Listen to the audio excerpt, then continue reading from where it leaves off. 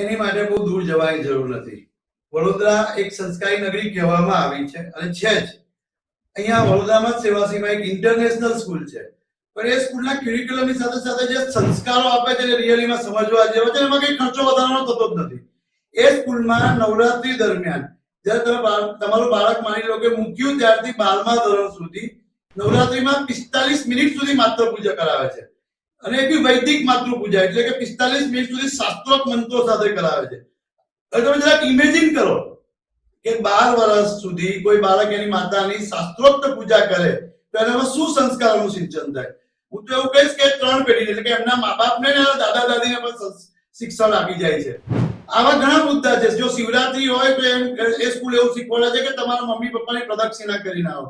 આવા નાના નાના સંસ્કારિક મૂલ્યો આપવામાં આવે અને સાથે સાથે શિક્ષણ આપવામાં આવે તો વડોદરા એક દેશને રાહ ચિંધનારું બને.